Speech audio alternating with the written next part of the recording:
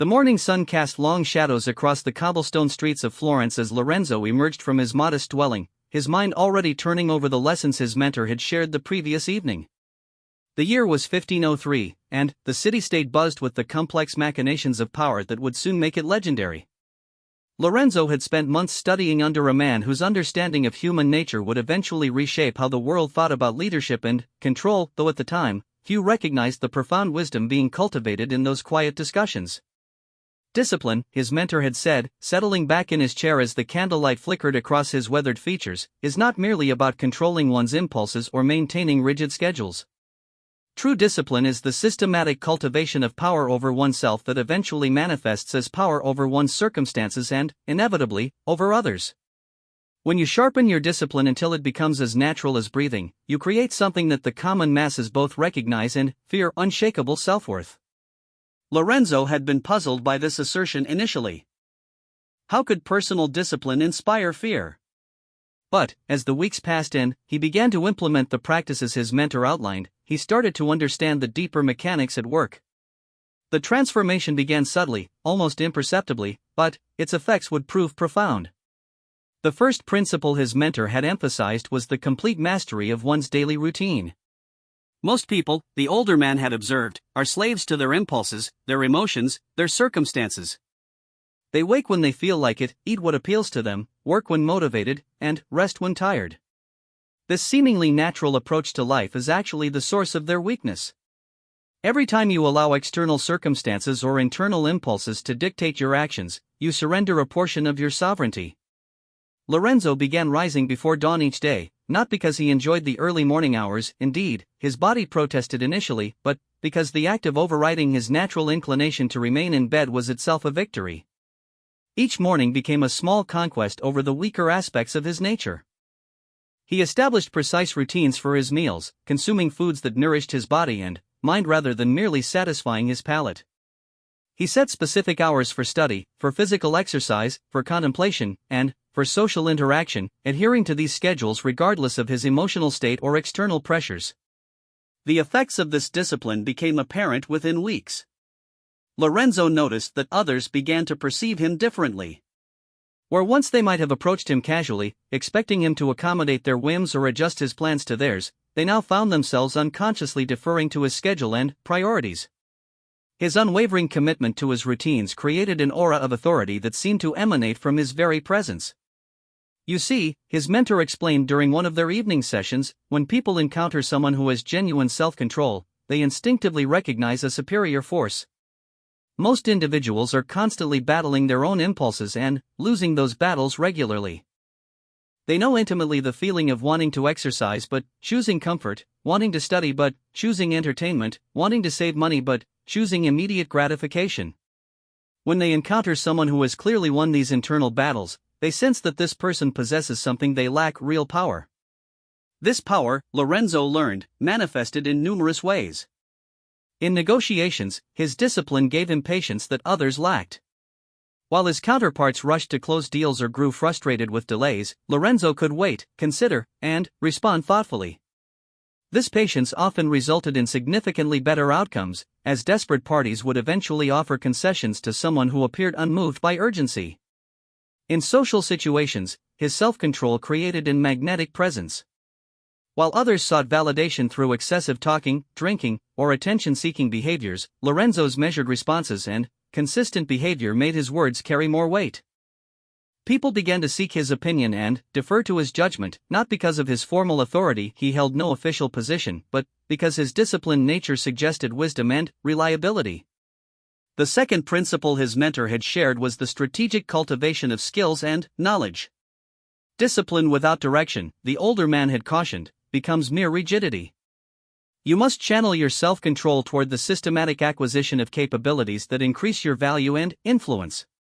Lorenzo began dedicating specific portions of each day to learning skills that would serve his long-term interests.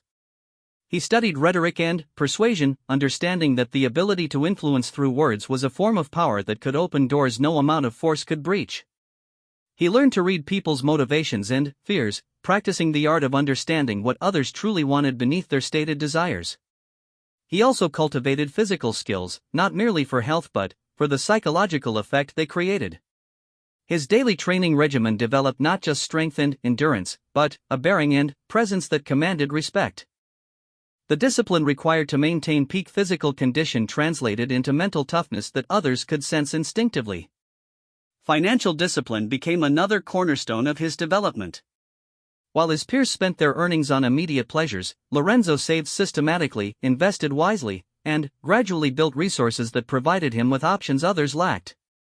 This financial independence meant he could make decisions based on long-term strategic considerations rather than short-term needs, a luxury that further enhanced his position of strength. The transformation in how others perceived and treated Lorenzo became increasingly pronounced. Former equals now approached him with a subtle deference that had not existed before. They began to seek his advice on matters both personal and professional. Invitations to important social gatherings arrived more frequently. People started to speak of him as someone who had his life together and knew what he was doing, phrases that, while simple, carried significant social currency. More importantly, Lorenzo began to notice that people were less likely to attempt to manipulate, deceive, or take advantage of him. His disciplined approach to life had created a reputation for competence and strength that made him an unattractive target for those who typically preyed on weakness or desperation. The fear his mentor had referenced was becoming apparent, not fear of physical harm or explicit threat, but the deeper fear that comes from recognizing someone who operates from a position of genuine strength. The third principle his mentor shared proved the most profound and challenging. True self-worth, the older man had said, cannot be built on external validation or comparative success. It must be forged through the consistent demonstration to yourself that you can be trusted with your own life. Every time you make a commitment to yourself and keep it, you build evidence of your own reliability. Every time you face a challenge and respond with discipline rather than panic or avoidance, you prove your competence. This self-knowledge creates an unshakable foundation that no external circumstance can destroy. This insight required Lorenzo to examine his motivations more deeply. He realized that much of his previous behavior had been driven by a desire to impress others or gain their approval. While these motivations weren't necessarily destructive, they created a fundamental dependency that weakened his position. If his sense of worth depended on others' opinions, then others held power over him. They could grant or withdraw their approval and thereby manipulate his emotional state and decisions. The discipline his mentor advocated went beyond external behaviors to include internal practices. Lorenzo began to monitor his thoughts and emotional reactions with the same rigor he applied to his daily routines. When faced with criticism, he learned to evaluate it objectively rather than responding defensively. When encountering success, he maintained his equilibrium rather than becoming intoxicated by praise or achievement. This internal discipline proved crucial in developing genuine self-worth. By consistently demonstrating to himself that he could maintain his standards regardless of external circumstances, Lorenzo built a form of confidence that was not dependent on others' validation. He knew from direct experience that he could be trusted to make difficult decisions, endure hardships, and maintain his principles under pressure. The effects of this internal transformation were perhaps even more significant than the external changes. Lorenzo found that he no longer felt the anxious need to prove himself to others that had previously driven much of his behavior. This liberation allowed him to act from a position of genuine strength rather than hidden weakness. His interactions became more authentic because he was not performing for approval but simply being himself, a self that he had carefully cultivated and now respected. People began to respond to this authentic confidence in ways that surprised Lorenzo. Business opportunities presented themselves as others sought to associate with someone who appeared to have his life under control. Social invitations increased as people found his presence reassuring and inspiring. Romantic interest from high-quality partners emerged as his self-possession made him more attractive than men who were obviously seeking validation or struggling with their own lives. The fear that his mentor had promised was becoming increasingly evident in Lorenzo's daily interactions. It was not fear of aggression or threat, but the deeper unease that people feel when confronted with someone who has achieved what they know they should achieve but haven't. His discipline served as a mirror that reflected back their own lack of self-control, creating a discomfort that manifested as a mixture of respect, envy, and wariness. This dynamic played out in numerous ways. Former friends who lived chaotic, undisciplined lives began to distance themselves from Lorenzo, claiming he had become too serious or no fun. In reality, his presence made them uncomfortable because it highlighted their own weaknesses and poor choices. They preferred the company of others who shared their lack of discipline because it validated their lifestyle and reduced their cognitive dissonance. Conversely, people who were serious about their own development began to gravitate toward Lorenzo. They recognized in him someone who had achieved what they aspired to achieve and could potentially help them on their own journey. This natural selection process gradually improved the quality of his social circle, surrounding him with individuals who supported and challenged his continued growth rather than attempting to drag him back to mediocrity. The professional implications of Lorenzo's transformation were equally significant. Employers and business partners began to view him as exceptionally reliable. His reputation for meeting commitments, maintaining high standards, and responding to challenges with composure made him increasingly valuable in any collaborative effort. Projects and opportunities that required trustworthiness and competence naturally flowed in his direction. Moreover, his disciplined approach to skill development had created capabilities that set him apart from his peers. While others had spent years coasting on natural talent or existing knowledge, Lorenzo had systematically improved his abilities across multiple domains. This continuous improvement meant that he was not only more skilled than his contemporaries but was continuing to widen the gap through consistent effort. The compound effects of these advantages created what economists would later call positive feedback loops. Each success made future successes more likely. Each demonstration of competence attracted new opportunities to demonstrate further competence. Each relationship built on mutual respect opened doors to other valuable relationships. Lorenzo's disciplined approach had initiated a virtuous cycle that accelerated his progress in all areas of life. His mentor observed these developments with satisfaction but also provided crucial warnings about the dangers that accompanied such rapid advancement. Power, the older man noted, whether over oneself or others, can become intoxicating. The same discipline that builds genuine strength can become rigid arrogance if not tempered with wisdom. The fear that others feel toward your competence can transform into active opposition if you wield your advantages carelessly. This guidance proved prescient as Lorenzo began to encounter resistance from those who felt threatened by his rise. Some attempted to undermine his reputation through gossip or sabotage. Others tried to create situations designed to expose weaknesses or force mistakes. A few even attempted direct confrontation, hoping to diminish his influence through public challenges. Lorenzo learned that his discipline needed to extend beyond personal improvement to include strategic thinking about how to manage the social and political implications of his success. The fear that others felt toward his competence was a double-edged sword. It created respect and deference but also generated resentment and opposition. Managing this dynamic required additional skills that his mentor helped him develop. The art of appearing strong without seeming threatening became crucial. Lorenzo learned to demonstrate his capabilities while simultaneously offering others ways to save face or benefit from association with him rather than feeling diminished by comparison. He discovered that sharing credit generously, offering assistance to those seeking improvement, and maintaining humility about his achievements could transform potential enemies into allies or at least neutral parties. This strategic approach to his growing influence reflected the deeper wisdom his mentor had been teaching all along.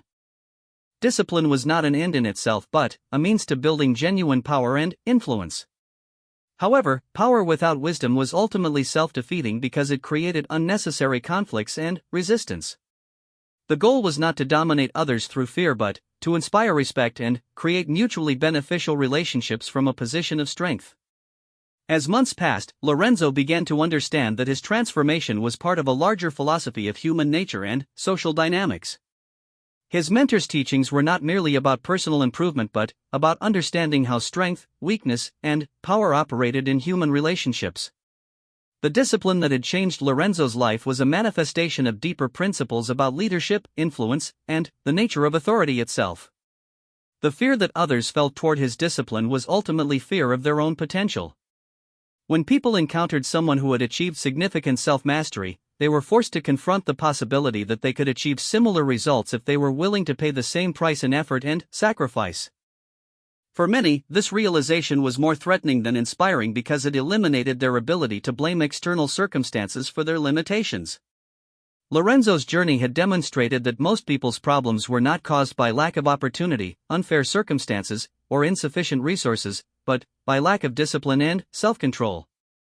His success served as evidence that consistent effort, strategic thinking, and emotional regulation could overcome most obstacles and create opportunities where none had existed before. This revelation carried profound implications for how he understood himself and his relationship with others. He was no longer a victim of circumstances but a creator of circumstances. He no longer needed to hope that others would provide opportunities but could create his own through disciplined effort and strategic action. He no longer needed to fear criticism or setbacks because he had proven to himself that he could overcome challenges and maintain his standards under pressure. The self-worth that emerged from this process was qualitatively different from the fragile ego boosting that most people pursued. It was not dependent on others' opinions, comparative success, or external validation. Instead, it was built on the solid foundation of demonstrated competence, proven reliability, and consistent character. This inner strength created an aura of authority that others instinctively recognized and respected. The transformation had taken nearly 2 years of consistent effort, but its effects would last a lifetime. Lorenzo had not merely improved his habits or achieved some temporary success, he had fundamentally changed who he was and how he operated in the world. The discipline that had initially felt like restriction had become liberation. The effort that had once seemed burdensome had become energizing. The solitude that had sometimes felt lonely had become peaceful and productive.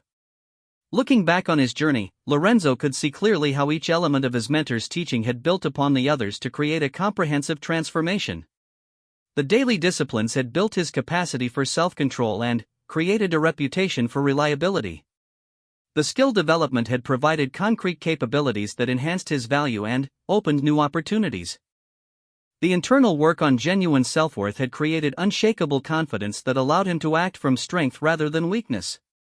Most importantly, he had learned that the fear others felt toward his discipline was not something to apologize for or minimize but something to understand and use wisely. This fear was recognition of genuine power, the power that comes from self-mastery and competence.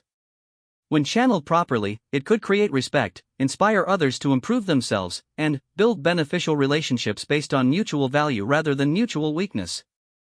The philosophy his mentor had taught him would eventually become famous throughout the world, studied by leaders and students of human nature for centuries to come.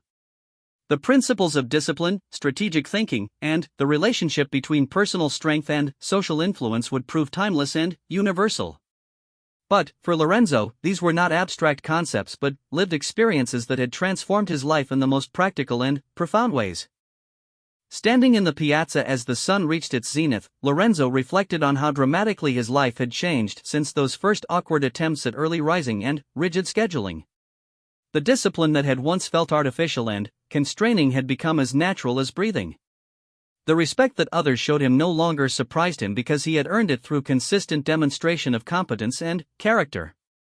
He thought of the countless individuals he had encountered who possessed natural talent, favorable circumstances, or lucky breaks but had failed to capitalize on their advantages due to lack of discipline. He also thought of those who had started with fewer advantages but had achieved remarkable success through systematic effort and self-control. The difference was always the same: the willingness to endure short-term discomfort for long-term advantage, to maintain standards when no one was watching, and to build strength through consistent practice rather than hoping for external rescue. The fear that his mentor had promised was now a familiar presence in his interactions with others. It manifested in the careful way people spoke to him, the deference they showed to his schedule and preferences, and the respect they accorded his opinions and decisions. This was not fear of intimidation or aggression but the deeper fear that comes from recognizing superior capability and self-control. Lorenzo had learned to use this dynamic constructively rather than destructively. Rather than enjoying the discomfort of others or using their fear to dominate them, he sought to inspire and assist those who genuinely wanted to improve themselves. His example served as proof that transformation was possible, and his willingness to share knowledge and provide guidance created loyalty and gratitude rather than resentment. The compound effects of his disciplined approach continued to accelerate his progress in all areas of life. Each demonstration of competence attracted new opportunities. Each relationship built on mutual respect opened doors to other valuable connections.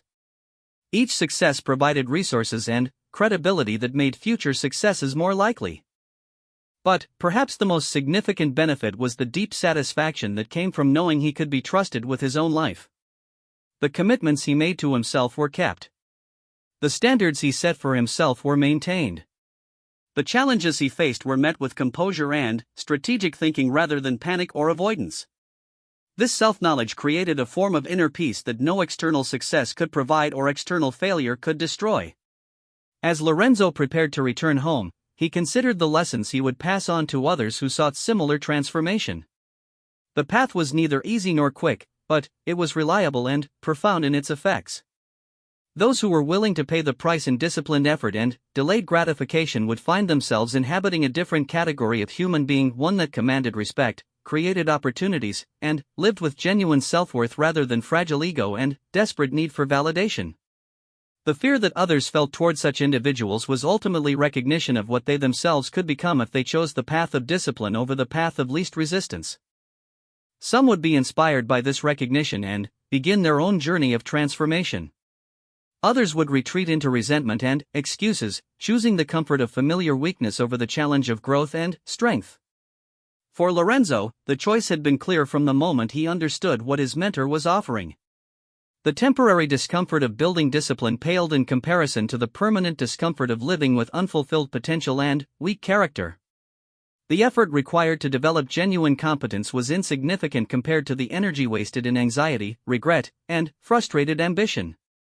The philosophy that had guided his transformation was both ancient and modern, both simple and sophisticated. It recognized that human beings were capable of far more than most of them achieved, but that this potential could only be realized through systematic effort and strategic thinking. It acknowledged that genuine strength created both opportunities and challenges, but that these challenges were preferable to the alternatives of weakness and dependence.